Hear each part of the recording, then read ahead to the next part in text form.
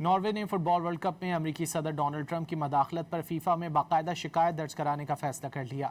World cup کے match میں referee نے امریکہ کے کھلاڑی فولرن بولن کو ریڈ کارڈ دیا اور اگلے میچ کے لیے معطل بھی کر دیا تھا۔ امریکی صدر ڈونلڈ ٹرمپ کی مداخلت کے باعث فولرن پر پابندی ملتوی کر کے انہیں ناروے کے خلاف میچ کھیلنے کی اجازت دے دی گئی تھی۔ ناروے نے فٹ بال ورلڈ کپ میں امریکی صدر ڈونلڈ ٹرمپ کی مداخلت پر فیفا میں باقاعدہ شکایت درج کرانے کا فیصلہ کر لیا۔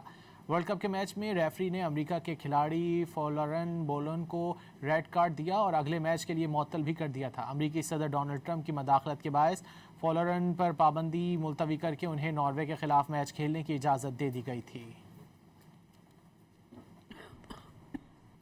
ناروے نے فٹ بال ورلڈ کپ میں امریکی صدر ڈونلڈ ٹرمپ کی مداخلت پر فیفا میں باقاعدہ شکایت درج کرانے کا فیصلہ کر لیا۔ ورلڈ کپ کے میچ میں ریفری نے امریکہ کے کھلاڑی فولرن بولن کو ریڈ کارڈ دیا اور اگلے میچ کے لیے معطل بھی کر دیا تھا۔ امریکی صدر ڈونلڈ ٹرمپ کی مداخلت کے باعث فولرن پر پابندی ملتوی کر کے انہیں ناروے کے خلاف میچ کھیلنے کی اجازت دے دی گئی تھی۔